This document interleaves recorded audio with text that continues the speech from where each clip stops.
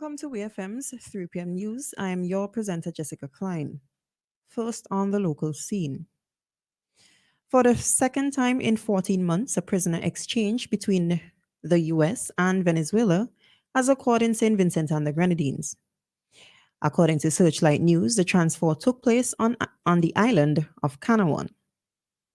Alex Saab, a close associate of Venezuelan President Nicolas Maduro, was released by the US in exchange for 36 individuals, 12 of whom are American. According to reports, the exchange was conducted with tight security provided by the Royal St. Vincent and the Grenadines Police Force. This exchange is the latest indication of a shift in relations between the two countries. The US media has reported that in October, the US lifted sanctions on Venezuelan oil and gas after the government and opposition reached an agreement on the conduct of general elections scheduled for April 2024. The easing of sanctions was said to be contingent on the elections being free and fair. Alex Saab is a Colombian businessman who was arrested on a US warrant on a money laundering charge in 2020. The businessman was on his way to Iran when he was apprehended on an Interpol red notice while his plane refueled in Cape Verde. Just last week, St. Vincent and the Grenadines hosted a one-day meeting between Venezuelan President Nicolas Maduro and Guyana President Irfan Ali, the first face-to-face meeting between the leaders since tensions escalated between the two countries concerning the mineral-rich Essequibo region. The meeting resulted in the joint declaration of Argyle for dialogue and peace between Guyana and Venezuela, in which both leaders agreed not to use force to settle the border dispute.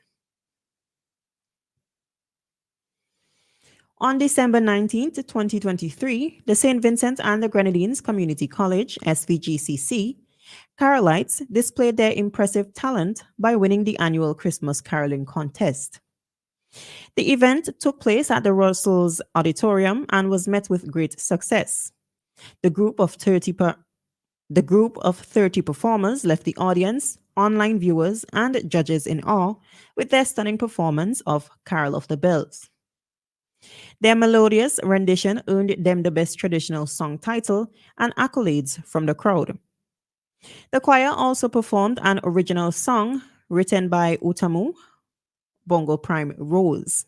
It was a nostalgic piece that reminisced about the old time days, and the audience was captivated by their energetic delivery. For their outstanding performance, the SVGCC Carolites were awarded the esteemed Glenn Jackson Challenge Trophy, the first place trophy, a voucher for a lunch at the Laview Boutique Hotel and Beach Club, and a $3,000 cash prize. Still on the local scene, the Center for Enterprise Development, CED, has shown its support for the Organization of American States, OAS, in its latest initiative aimed at promoting women's economic empowerment within the Secretariat for Integral Development. The CED has recently released a statement outlining the various initiatives, including the launch of the Women's Economic Empowerment, WEE, MSME Clearinghouse, the introduction of OAS WEE business formalization toolkits, and the successful completion of the OAS WEE the Trainer program. The WEE MSME Clearinghouse is a platform designed to provide valuable resources for micro, small, and medium-sized enterprises, MSME, owned or led by women. This includes access to information on digital tools and support for women in the digital economy, financial literacy resources by country, and opportunities to connect with the diaspora. Additionally, the Clearinghouse makes available online training materials, best practices, and other resources to support female entrepreneurs. Ms. Keisha Phillips, representing the CED, expressed excitement at the organization's involvement in the OAS WEE the Trainer program. The program has effectively equipped their trainers, along with other trainers across the Eastern Caribbean, with the necessary skills and knowledge to empower women entrepreneurs to take full advantage of the digital economy. On the regional scene, as the Caribbean region aims to reduce its food import bill by 25% over the next 2 years, Suriname is well on its way to becoming a major food hub for the Caribbean community, CARICOM.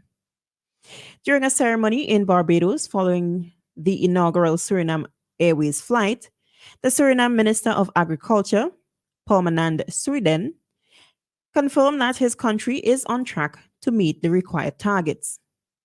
Suriname Airways will provide Barbados with 10,000 kilograms of fresh produce every week, transported directly from Paramaribo. The heads of state of CARICOM have agreed to reduce the import bill of food by 25% in 2 years' time. This move is significant as the Food and Agriculture Organization estimates that roughly 800 million people worldwide are suffering from hunger. According to Sweden, Suriname, Belize, and Guyana have the potential to become the breadbasket of the Caribbean. The initiative initially faced challenges as the Suriname Ministry of Agriculture had to go through the entire pest risk assessment process and address various phytosanitary regulations. The approval from Barbados for 12 products for export was granted 2 months ago, and preparations are currently underway to train farmers. Suriname's state owned airline, Suriname Airways, played a key role in resolving logistic issues. As a result of the shipments, Suriname has increased its banana exports to Barbados to meet shortages of certain fruits and vegetables. In addition to bananas, Suriname plans to export passion fruit, dragon fruit, watermelon, pumpkin, ginger, and lemons to Barbados via the sea. The country will showcase a variety of products at AgroFest 2024 during a visit of by a contingent from Suriname. Still on the regional scene, the updated Road Traffic Act that came into effect on February 1st in Jamaica has caused significant changes in the number of traffic tickets issued.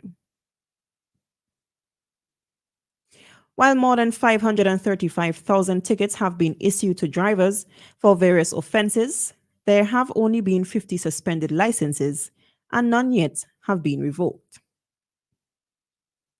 However, Jamaican Assistant Commissioner of Police ACP Gary McKenzie warned drivers to follow the rules of the road or face the consequences of accumulating enough demerit points to have their licenses suspended or even revoked. According to recent reports, not wearing a seat belt is the most common reason drivers are ticketed, with over 100,000 tickets issued. This is followed by excessive speeding, with over 60,000 tickets issued. Under the new legislation, drivers who commit certain traffic violations will receive demerit points on their licenses. These violations, including speeding, using an electric communication device while driving, or causing careless driving that results in a collision. If a driver accumulates 10 or more points, their license will be suspended either through the courts or automatically. The driver will be required to pay a fine and undergo training on the risk of speeding. After passing a written test conducted by the Island Traffic Authority (ITA), the driver will be allowed to retrieve their license. However, if a driver accumulates fewer demerit points than required for a license suspension within 15 months, their record will be cleared as points expire. And finally, on the international scene, Glenn Simmons, age 70, was recently declared innocent by Judge Amy Palumbo after spending 48 years in prison for a murder he didn't commit. It's the longest wrongful sentence in U.S. history, according to reports. Mr. Simmons was released from prison in July after a district court ruled that crucial evidence was not presented to his defense lawyers. Although a country district attorney claimed there was insufficient evidence to justify a new trial, Judge Palumbo declared Mr. Simmons innocent in her ruling. After the decision, Mr. Simmons spoke to the press, stating, "It's a lesson in resilience and tenacity. Don't let anybody tell you that it can't happen because it really can." This has been WeFM's 3 p.m. news. I have been your presenter, Jessica Klein. Join us again at 5:30 p.m. for WeFM's evening news, and we thank you for listening.